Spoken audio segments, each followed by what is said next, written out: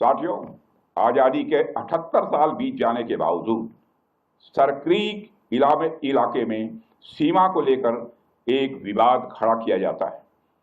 भारत ने कई बार बातचीत के रास्ते इसका समाधान करने का प्रयास किया है, मगर पाकिस्तान की नीयत में खोट है, उसकी नीयत साफ नहीं है। जिस तरह से हाल में पाकिस्तान की फौज ने सरक्रीक के सटे इलाकों में अपना मिलिट्री इंफ्रास्ट्रक्चर बढ़ाया है, वह उसकी नीयत बताता है। साथियों, भारत की सीमाओं की रक्षा भारतीय सेनाएं और बॉर्डर सिक्योरिटी फोर्स मिलकर मुस्तैदी से कर रही हैं।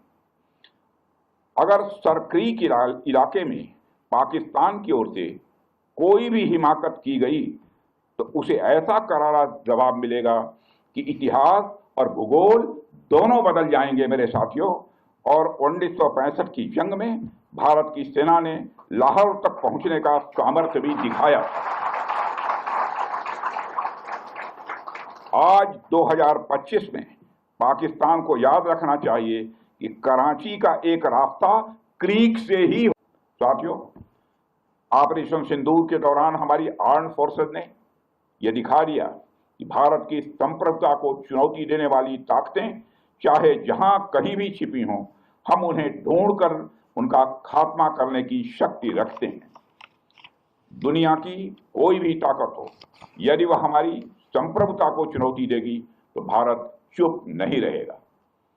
श्री रामचरितमानस में एक चौपाई में भगवान श्री राम ने भी कहा है, देव दनुज भूपति भटनाना, संबल अधिक हो बलवाना, यो रण हमहि पचारे कोई, लरहि सुखेन कालु किन होई।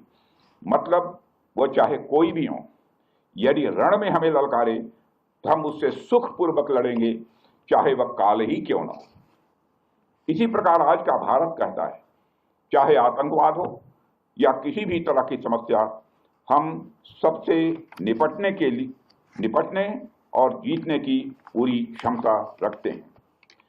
साथियों, ऑपरेशन सिंदूर के दौरान पाकिस्तान ने लेह से लेकर सरक्रीक के इस इलाके तक भारत के डिफेंस सिस्टम को भेजने की नाकाम कोशिश की।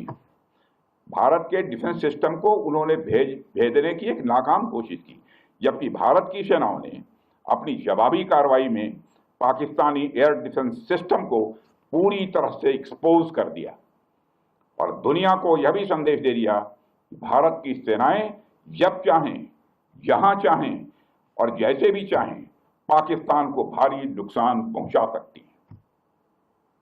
अपने सामर्थ्य के बावजूद हमने संयम का परिचय दिया, क्योंकि हमारी सैन्य कार्रवाई आतंकवाद के विरोध में थी। इसको एस्केलेट करके जंग छेड़ना ऑपरेशन सिंदूर का उद्देश्य कभी नहीं था।